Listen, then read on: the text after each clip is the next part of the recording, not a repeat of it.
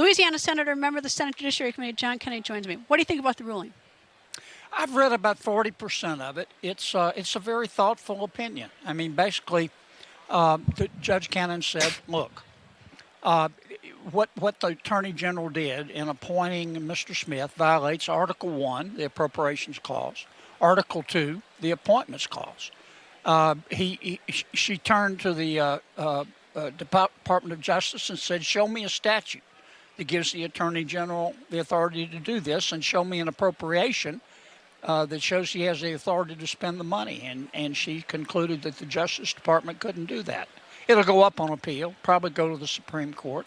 Do you expect this to be reversed? I do not. Well, it's a case of first impression for the 11th Circuit, so it'll go next to the 11th Circuit.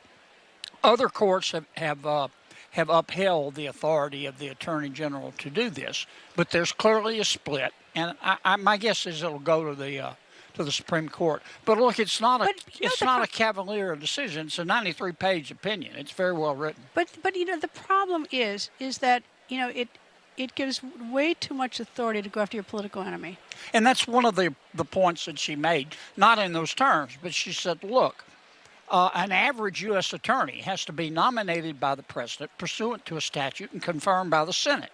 Here we have a special counsel which has enormous power, much more power than an average U.S. attorney, who was not nominated by the president. He basically was appointed by the Attorney General and was not confirmed by the Senate. Where'd the money? I mean, what was the limit on the budget? What's the limit on the budget? And then she said, and where's the appropriation?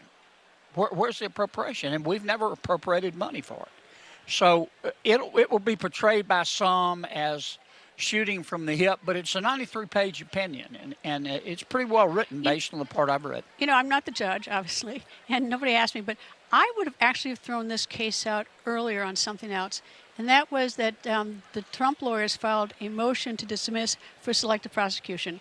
And you have selective prosecution when you don't prosecute people who are similarly situated. Yeah. And you had Bill Clinton had classified documents in his socks.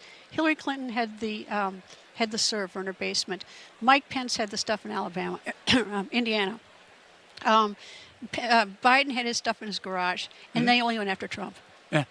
Well, I think most Americans, most fair-minded Americans, have concluded that Trump would not have been prosecuted for these charges. There's only one person in the world that would have been prosecuted for most of the charges that President Trump was charged with, and that's President Trump.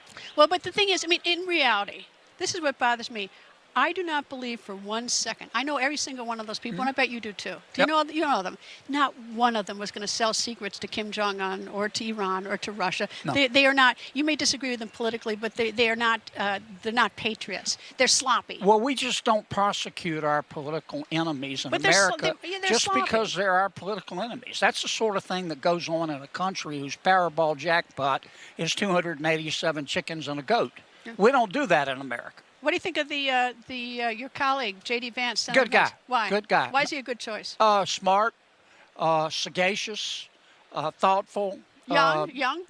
Too young? And no, age is going to be an issue in this race. And look, of all the people mentioned, the person who has points of view most similar to President Trump is J.D. But is that a good idea? Don't you want someone who can challenge him a little in private? Oh, J.D. will challenge himself. He'll challenge President Trump. He's always testing his assumptions against the arguments of his critics. That's why I call him sagacious. He's not emotional. He doesn't foam at the mouth. He's thoughtful. He's deliberate.